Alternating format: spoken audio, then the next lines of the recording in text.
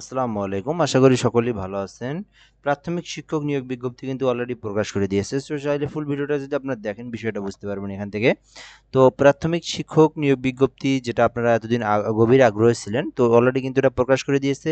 এটা কিন্তু আপনার ৩১ তারিখ সন্ধ্যার পরে ছেড়ে দিয়েছে। অর্থাৎ আপনি সেপ্টেম্বরের মাসের শুরুতেই কিন্তু এটা প্রকাশ অলরেডি করে দিয়েছে।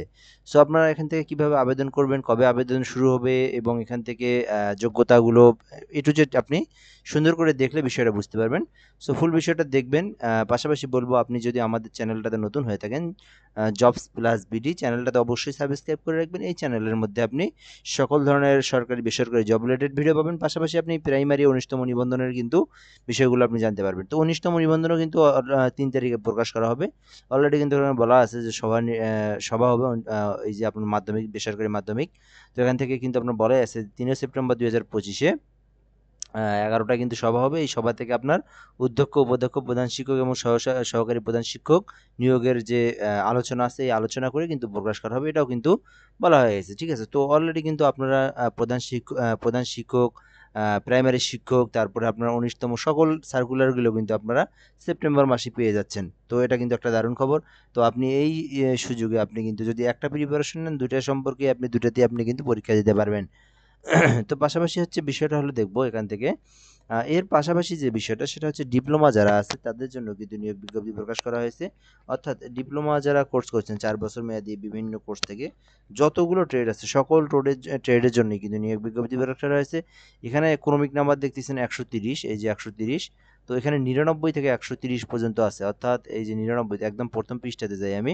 ৯৯ নাম্বার থেকে এখান থেকে অনেকগুলো পদ আছে। তো এখানে আপনার প্রতিটা পদে ৪০ জন, ৫০ জন, ৮০ জন, ৯০ জন, ১০০ জন এগুলো হচ্ছে ডিপ্লোমাদের জন্য। আ অর্থাৎ আপনার এই কর্ম কমিশনে আপনার ডিপ্লোমা, জেনারেল, তারপরে নার্সিং সকলের জন্য কিন্তু নিয়োগ বিজ্ঞপ্তি প্রকাশ আছে করেছে এখানে। সকল সেক্টরে যে শূন্য পদ আছে, শূন্য পদগুলোতে কিন্তু নিয়োগ বিজ্ঞপ্তি প্রকাশ করা হবে। তো চলুন শুরু করা যাক। তো আরেকটা কথা হচ্ছে সেটা হচ্ছে যারা নার্স আছে তাদের জন্য আপনারা দেখেন উপরে ৫৮৪ জন নার্স নিবে। তো প্যারামেডিক্যাল থেকে অথবা যেকোনো স্বীকৃতি বিশ্ববিদ্যালয় নার্সিং ইনস্টিটিউট অথবা মিডিওফাই থেকে আপনি যদি নার্সিং করে থাকেন আপনি কিন্তু নার্সিংয়ে আবেদন করতে পারবেন এবং ডিপ্লোমার যারা যত ট্রেডে ট্রেড করছেন আপনারা কিন্তু আবেদন করতে পারেন। এখান থেকে দেখে নিতে পারেন আপনারা। আ এরপর হচ্ছে এটা আমি দেখাচ্ছি ডিপ্লোমা যারা তাদের ১ মিনিট একটু পরে দেখাচ্ছি। তো এখান থেকে হচ্ছে মেইন যেটা আমাদের যারা ডিগ্রি অনার্স আছে তো আপনারা কিন্তু আবেদন করতে পারেন। প্রধান শিক্ষক পদে ২১৬৯ জনকে নিয়োগ দেওয়া হবে। ২১৬৯ জন। প্রাথমিক ও গণশিক্ষা মন্ত্রণালয় অধিদপ্তর থেকে আপনার এটা হচ্ছে প্রশিক্ষণপ্রাপ্ত যখন থাকবেন ১২,০০০ থেকে ৩০,০০০ টাকা বেতন স্কেল এবং প্রশিক্ষণবিহীন ১১,০০০ থেকে ২৭,০০০ টাকা বেতন স্কেল। কোনো স্বীকৃতি বিশ্ববিদ্যালয় হইতে অনন্য ২য় শ্রেণী বা সমমান জিপিএ সহ স্নাতক বা সম্মান বা স্নাতক থাকলে আপনি আবেদন করতে পারবেন। অর্থাৎ স্নাতকোত্তর থাকলে তখন আবার হচ্ছে মাস্টার্স যারা তাদের হচ্ছে মাস্টার্স পাস করা লাগতো। তো এখানে কি বলছে শুধুমাত্র স্নাতক বা ডিগ্রি। সেই ক্ষেত্রে আপনি যদি একদম মানে কোনো ধরনের কোটা, কোনো ধরনের অভিজ্ঞতা কিচ্ছুই লাগবে না। একদম শুধুমাত্র আপনার অনার্স অথবা আপনি ডিগ্রি পাস করছেন, আপনি এটাতে আবেদন করতে পারবেন। আর কিচ্ছু লাগবে না আপনাকে। তবে হ্যাঁ, একটা বিষয় আছে। যারা এই বিষয়টা অনেকে কমেন্ট করে থাকেন, যারা এইচএসসি পাস করছেন তারা আবেদন করতে পারবেন কিনা? না, এটাতে শুধুমাত্র ডিগ্রি অনার্স। আবার অনেকে কমেন্ট করে থাকেন হচ্ছে আমি 3rd ইয়ারে, অনার্স 3rd ইয়ারে, অনার্স ফাইনাল ইয়ারে। আবার ওই যে রিসেন্টলি যারা ১ মাস আগে অনার্সের পরীক্ষা দিলেন, ফাইনাল পরীক্ষা দিলেন, তারাও কমেন্ট করবেন যে আবেদন করতে পারবো কিনা? না ভাই, আপনারা কেউই আবেদন করতে পারবেন না। যতক্ষণ আপনার রেজাল্টটা না বের হইছে। অর্থাৎ আপনার ফুল অনার্স অথবা ডিগ্রির রেজাল্ট বের যখন হবে, তখনই আপনি আবেদন করতে পারেন। যেহেতু ওখানে রেজাল্টটা উল্লেখ করতে হবে। ঠিক আছে?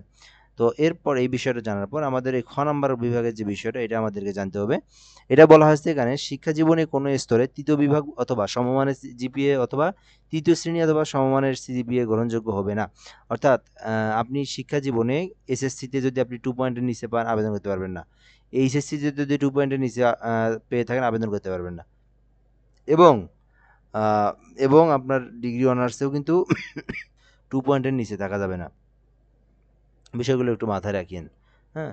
তো এখান থেকে যে বিষয়টা আমরা দেখব, এই বিষয়গুলো আপনার যদি থেকে থাকে আপনি কিন্তু আবেদন করতে পারবেন না। তো এরপর এখানে তফসিল ২ এখানে আমরা দেখব এটা পরবর্তীতে। তো এখানে ৩২ বছর পর্যন্ত আপনি আবেদন করতে পারবেন। এই যে ৩২ বছর পর্যন্ত। তো যারা আবেদন করবেন, আবেদনের প্রসেসটা আমি একটু বলে নেই। এখান থেকে এই নীতিমালাটা একটু বলে নেই। আ এখান থেকে হচ্ছে বাংলাতে আপনাকে ২৫ পেতে হবে, ইংরেজিতে ২৫ পেতে হবে, গণিতে আপনাকে ২০ পেতে হবে এবং সাধারণ জ্ঞানে ২০ পেতে হবে। ২০ মানে পেতে হবে না, সরি। মানে সে বাংলাতে থাকবে ২৫, ইংরেজিতে ২৫। 25-25-50 এবং আপনার এখান থেকে গণিত এবং সাধারণ জ্ঞান মিলে 20-20-40। তো লিখিততে আপনার থাকবে মোট কত 25-25-50 20-20-40 মোট 90 মার্ক। এই 90 মার্কের মধ্যে আপনাকে 50% যদি আপনি পেয়ে থাকেন আপনি লিখিততে আপনি টিকবেন। হ্যাঁ, এখানে 90 মার্ক আপনাকে 90 মিনিটের মধ্যেই লিখতে হবে। আর এখানে মৌখিক পরীক্ষার জন্য 10 মার্ক আছে। এই 10 মার্কের মধ্যে 50% পেলে আপনি লিখিততেও টিকবেন, মৌখিকও টিকবেন আপনি। এখানে গ্রেডগুলো দেওয়া আছে, আপনারা এখানে চাইলে দেখে নিতে পারেন। তো মেইন বিষয় হচ্ছে এই যেটা বললাম আমি ডিপ্লোমা যারা তাদের জন্য এই বিষয়টা। তো এটা কিন্তু এখনো কিছুই হয়নি, অর্থাৎ আপনার হচ্ছে সবে মাত্র সার্কুলারটা দিছে 1 তারিখে আর কি। তো আপনারা হচ্ছে শুধুমাত্র সার্কুলারটা দেখতে পারবেন, আবেদন কিন্তু এখনো শুরু হয়নি। আবেদন আরও অনেক দেরি আছে, বহু দেরি। তো শুধুমাত্র যারা ডিপ্লোমা বা যারা জেনারেলও আছেন তারা যদি আবেদনটা দেখতে চান, আপনারা এক কাজ করতে পারেন। আপনার হাতে থাকা পিসি, ল্যাপটপ, কম্পিউটার, ফোন যে কোনো একটা ডিভাইস থাকলেই ক্রোম ব্রাউজারে যাওয়ার পরে আপনি লিখবেন বিপিএসসি গভ বিডি, এইটুকু লিখলেই প্রথমে নোটিশ বোর্ডে আপনি এই নোটিশটা দেখে ডাউনলোড করে আপনি একদম এ টু জেড সবগুলো পড়বেন। যারা ডিপ্লোমা তারা প্রথম থেকে সবগুলো আপনার পড়বেন, পড়ে আপনার দেখবেন কোনটাতে আপনার ট্রেড কোর্স আছে সেটা সম্পর্কে আপনি দেখে আপনি আবেদন করবেন। তো আবেদন সকলের জন্যই 20 তারিখের পর, এখনই না, আরও 20 দিন পর। তো 20 তারিখের পর আবেদন শুরু হবে, এখান থেকে আপনি আবেদন করতে পারবেন।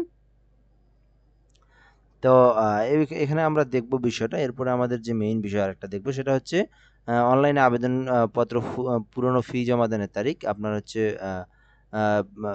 21 তারিখ, অর্থাৎ আপনার 20 তারিখে আবেদন শুরু, 21 তারিখে আপনার পেমেন্ট দিতে হবে, ঠিক আছে?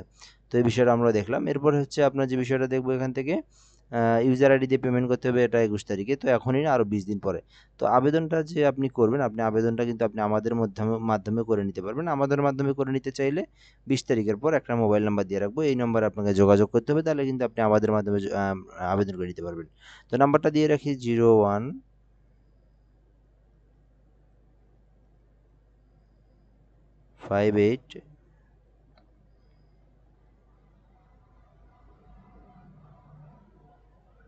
30312।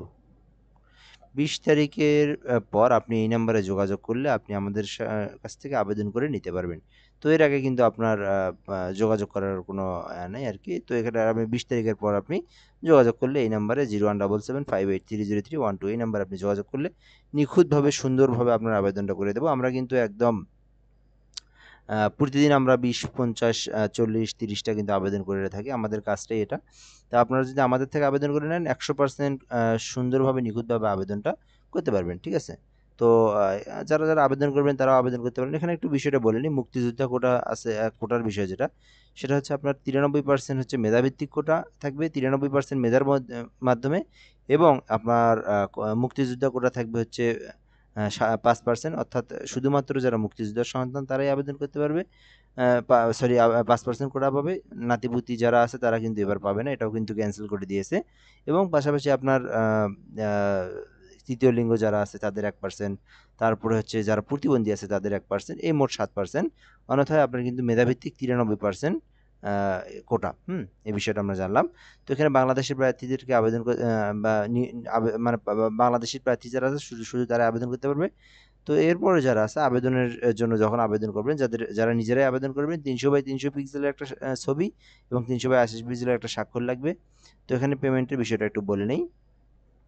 পেমেন্ট 9তম গ্রেডের জন্য 200 টাকা, 10তম গ্রেডের জন্য 200 টাকা, 11তম গ্রেডের জন্য 150 টাকা, 12তম গ্রেডের জন্য 120 টাকা। অর্থাৎ প্রাইমারি সার্কুলারটাও কিন্তু আপনার 11তম গ্রেডের মধ্যেই, 11তম গ্রেডের মধ্যে, যেহেতু এই যে 11তম গ্রেডের মধ্যে, সেই ক্ষেত্রে আপনার 150 টাকা পেমেন্ট ফি। হ্যাঁ, তো এই টাকা দিয়ে আপনাকে কিন্তু পেমেন্টটা করতে হবে। তো পেমেন্টটা আপনি কীভাবে করবেন এগুলো দেওয়া আছে। যাই হোক, এগুলো হচ্ছে আপনি 20 তারিখের পরে দেখালে হবে, এগুলো এখন না। এরপরে নিচে যে বিষয়গুলো আছে এগুলো হচ্ছে মৌখিক পরীক্ষার সময় কী কী কাগজপত্র নিয়ে যাইতে হবে। তো এই বিষয়গুলো আমাদের এখন দেখার প্রয়োজন নেই। আপনারা এখন আবেদন করার পর লিখিত পরীক্ষাতে টেকার পর তারপরে মৌখিক পরীক্ষার বিষয়, সো ওই বিষয়টা এখন দেখেও কোনো লাভ নেই। তো যাই হোক, এখান থেকে এই বিষয়টা এ পর্যন্তই আজকের জন্য। যে যারা প্রাইমারিতে আবেদন করবেন 20 তারিখের পর যোগাযোগ করবেন, অথবা 19 তারিখের 19তম শিক্ষক নিবন্ধনটাও কিন্তু 3 তারিখে যখন প্রকাশ করা হবে, তো 19তম যারা আবেদন করতে চান আপনারা কিন্তু আমাদের সঙ্গে যোগাযোগ করে আবেদনটা করতে পারবেন। সো পাশাপাশি আমাদের কোনো কিছু জানার থাকলে আপনাদের কমেন্ট বক্সে জানাতে পারেন। এবং যে মেইন যে বিষয়টা সেটা হচ্ছে আমরা কিন্তু কমন সিলেবাস, শর্ট সিলেবাস, বিগত সালের প্রশ্নগুলো কিন্তু আমরা আপলোড করবো ধারাবাহিকভাবে। তো এই বিষয়গুলো জানার জন্য আপনাকে আমাদের চ্যানেলটাতে সাবস্ক্রাইব করে পাশেই থাকতে হবে, ঠিক আছে? তাহলে কিন্তু আমরা পরবর্তীতে কিন্তু যখন আমরা ভিডিও আপলোড দেবো আপনার সামনে কিন্তু এটা যাবে। তো এ পর্যন্ত আজকের ভিডিওটা, ভালো থাকবেন সকলেই, দেখা হবে ইনশাআল্লাহ। আসসালামু আলাইকুম।